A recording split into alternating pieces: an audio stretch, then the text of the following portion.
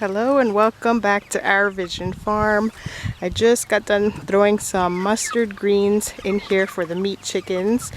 These meat birds are about 4.5 weeks old. They're actually like 4 weeks and a couple days that we've had them, but I guess if I count the hatch date, they would be 4.5 weeks old. This is what they're looking like. They are really big. It looks like their feathers are really patchy though. They're growing in their nice white feathers, but they're growing at such a rapid speed. Some of them, like the roosters, they have the little bald patches. And then the females are a little bit more filled out with the feathers. We just ordered like the mixed males and females. We end up harvesting the males first because they get bigger faster, and then we leave the females to grow out like another week and a half or 2 weeks. But these still have some time to go. As you can see, they're in their outside pen. I see one sleeping right on the mustard greens, but they do eat these surprisingly. I've thrown radishes in here and they ate like all the radish tops. They didn't like the actual radish root, but they ate all the greens. Some of them are just sleeping on them, but I'm pruning my mustard greens and removing anything that's touching the ground and the dirt. So I tossed them in here for the chickens. They seem to like them. So this outdoor pen is working perfectly for them. They have lots of space to roam around, and we move this thing every single day to fresh grass. So you can see we have nice long thick grass here. It's like a field and it has lots of daisies and flowers, but they like dust bathing in there and digging for bugs, and they also eat the grass.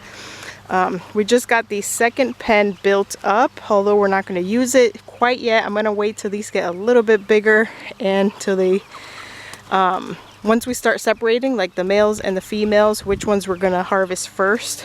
I'll start using the second one. All we have left to do on this one is put the tarp up on top and it'll be ready to go. I have the third one sitting there too. I'm not sure if we're even going to build that at this. It's already built, but I'm not sure if we're going to put the chicken wire and the tarp over it. I'm not sure if we're going to end up using it, so I don't want to do that and then end up not using it.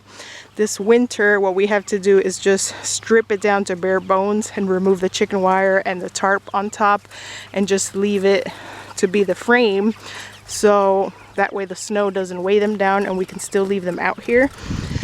Leave the pens out here once we're done using them for the season. If we end up not using that third one, I don't want to have to tear it down. I don't want to have to build it and then tear it back down. So I'm leaving it be for now. I'm trying to see how fast we're going to be selling these meat birds first and how often we're going to be ordering chicks. I have a set of chicks inside in the brooder right now. I'd be due to order more, I think, in another week or week and a half. But I'm just trying to pace it a little bit slower and make sure that we can sell off the ones that we're raising first and see how long it takes to sell them before we continue ordering chicks at the amounts that we have been ordering them in batches of 50. So the garden is doing really good. Like I said, I am pruning the mustard greens. We have flea beetles in the garden right now. We also have these green caterpillars, and that has kind of been eating a lot of holes in the leaves of the greens. So what I'm doing is just pruning away anything that I see with little holes from the flea beetles on the mustard greens. And I'm also trying to clip anything that's touching the ground, that way to kind of minimize the pest damage. But the slugs have definitely slowed down, so maybe it's just a seasonal thing, or I haven't really been applying anything to the garden lately for the slugs anymore. But the green caterpillars and flea beetles and also cucumber beetles, the little yellow and black striped ones, is what we have now causing problems in the garden. We have not been applying anything recently. We're supposed to be getting a lot of rain, I think, the next couple days. So I'm holding off on applying anything, any DE powder. It's pretty much what we've been using, but we are all out, so I'm going to wait. And we also have the BT spray that we have to dilute and mix with water. That should help the caterpillars, but we're just hand picking every evening, every morning. I just come out and hand pick as many as possible. If we do happen to see slugs, we hand pick those too. Can't do much about the flea beetles. Those are kind of hard, so we're just using the DE powder on the actual soil, not on the plants, to try to control those. But everything is doing good. We have the garlic. We have harvested pretty much all the garlic scapes. I see a couple that we missed.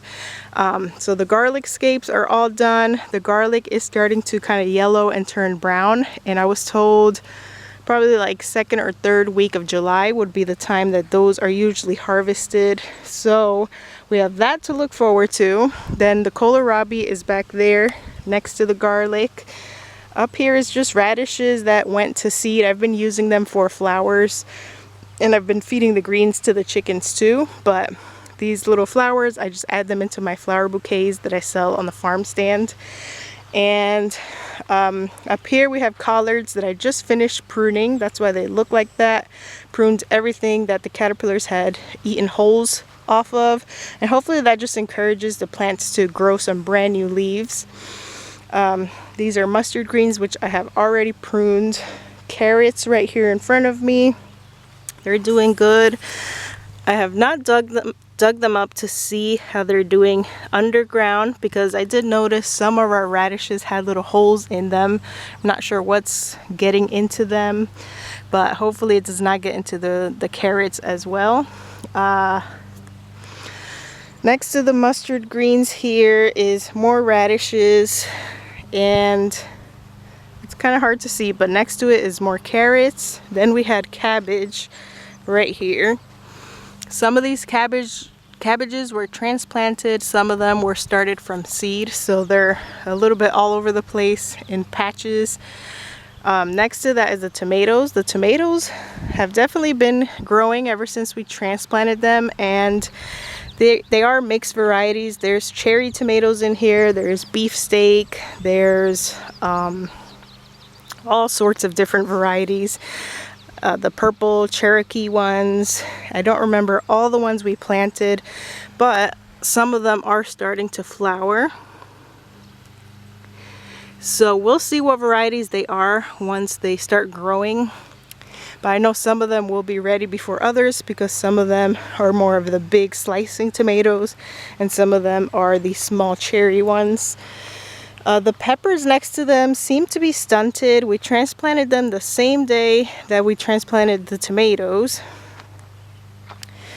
and I'm not sure why. Like, they're still alive, but they really haven't grown. They're just now growing that leaf, the true leaf in the middle, and they just don't seem to be doing that good.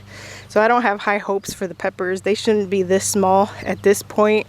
And you look at the tomatoes next to them thriving. Not sure why the peppers did not do good.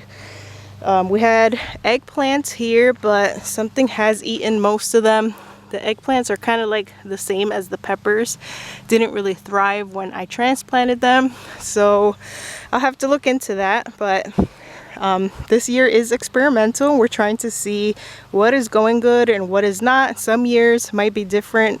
Some years some things might do better than others, but we have to also do some more research and see what maybe our soil is lacking and how we can fix those problems. And then next year we're going to be way more prepared for the pests, because we're learning what pests we have here in Maine and in this zone. So we have beets next to that, and from here on out, I feel like I just did not keep track of what seeds I threw in here. We have kale, we have broccoli, we have lettuces mixed into here, and collards, a little bit of everything. I just started tossing in all my leftover seeds after I kind of just stayed organized on this side of the garden so I can keep track of what everything was. Then I came back, started filling in my rows with just leftover seeds. So it's a little mixture of everything, and we'll just eventually see what it is. I can tell that this stuff is the Italian kale, but then some things I can't really quite tell for sure, because it all looks the same when it's this size. All of like the green leafy things look exactly the same. We had zucchinis back here and also cucumbers, but we're struggling with these cucumber beetles. I have to come and try to hand smush as many as possible because they're tearing up our plants. And Cucumbers back there, not sure if those are going to take off or not. We're just going to see. I also have cucumbers in the flower garden and in hanging baskets, which seem to be doing a whole lot better than the ones we planted in the ground. This thick row right here is broccoli seeds. I had a whole bunch of broccoli seeds and I just kind of threw them in here. I will have to come back and thin this out. Not even sure if these will get to the point of turning into broccolis before winter arrives, but I just had the extra seeds and we'll just see what happens after I thin them out. I think these are more mustard greens that I directly sowed in here. These are more radishes next to it. Okay, so we ended up buying some more sunflower seeds and zinnia seeds, so that looks like what this row is. And then we bought a pack of dried peas that I saw on a discount store, and I just wanted to see if they'd grow. They did germinate, and I have half a bag left, so I did this whole row with peas.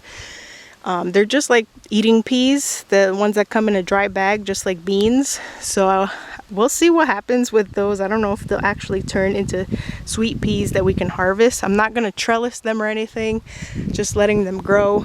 If anything, if they don't turn into peas, at least the plant itself will add nitrogen back into the soil. So that is all sweet peas, and I have probably enough in the bag left to do 2 more rows of those. Next to that, we have some, might be more carrots, but I also sowed spinach seeds somewhere in one of these rows. I believe I saw them the other day. So we have some spinach growing. These are all the sunflowers. They're doing good. Let's see if they're up here. I think these are spinach. I grew spinach once in Florida successfully, and I believe that's how they look when they first sprout, and then they start growing the more rounder leaves through the middle. This might be lettuce or a different type of flowers. We'll figure it out once it finishes growing. And that is where I stopped. Actually, I should have a golf ball marking right here, but I stopped planting right here. So that's what our garden is looking like so far. We only have a couple more rows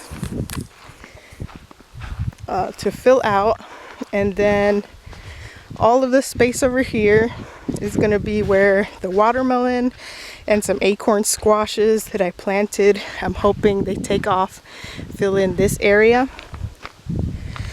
So that is how the watermelon looks. I think we only had 3 surviving plants out of all the transplants that we did.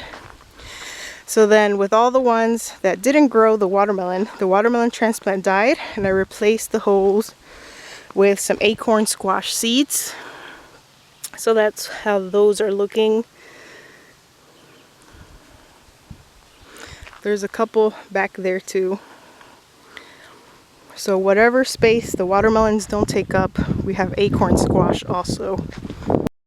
Our pumpkin patch is doing really good. We planted pumpkins right here in this cage and all the way in the back also. So they're getting very big. They have flowers. Not sure if they're supposed to have flowers already, but the volunteer pumpkins that we have up in the front next to the flower garden, those also look like they're about to start flowering, and those are just jack-o'-lantern pumpkins. These are a different type of pumpkin. It's the ones with the gray skin and the super orange flesh inside. I always forget the name of it, but the plants that we did all the way back there are doing good. They have not been harmed by any animals as of now. And this one has been in this cage, but now that it's getting bigger and outgrowing the cage, I just kind of opened it up. We might have to remove the cage as well. So that's how those are doing. The honeyberries, the rows of honeyberries are here. They're doing good. We have not watered them. We watered them once when we first planted them. After that, we had quite a few days of rain in a row, so we have not watered them anymore. And we're supposed to be getting rain tomorrow and Monday, I believe. So we should have to do without watering for quite a while if it keeps raining. But I can show you what they're looking like at the moment.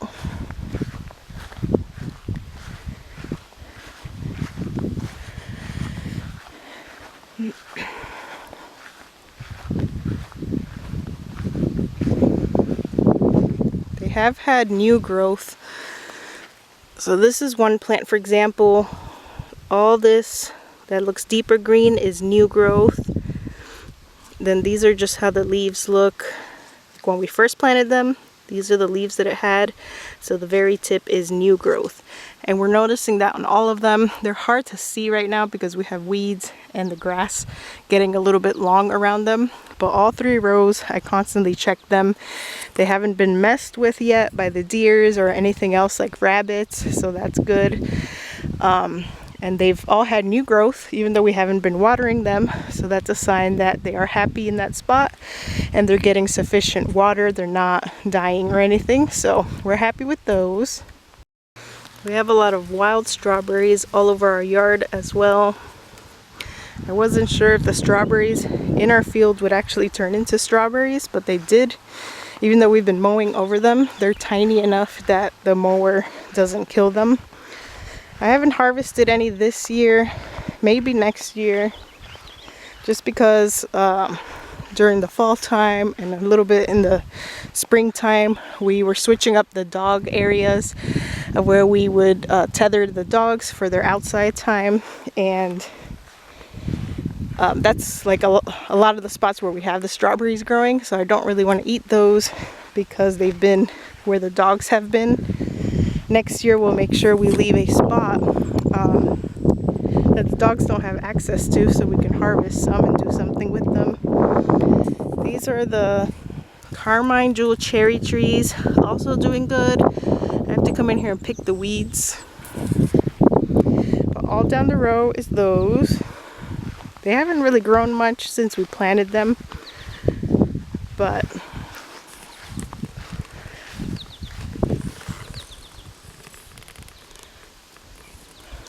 the one, they haven't died. They haven't dried up or anything. They've stayed green looking. I just did a video in this flower garden this morning, just a shorter video.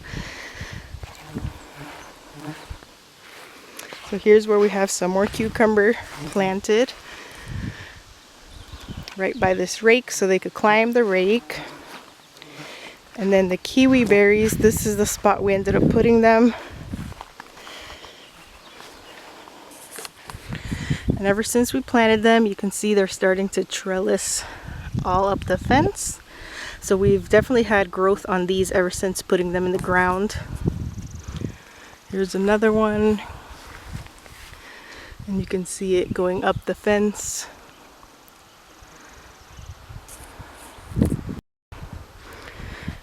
Flower garden has been good. We've been having pest damage on the kale that we put in here. But overall, the kale that we did put in here has been doing good compared to in our vegetable garden, where they almost got all eaten up by the bugs. But like here, for example, this is how big the Italian kale has gotten inside of the flower garden. We should have lots of sunflowers. This is all sunflowers, zinnias, kale, marigolds.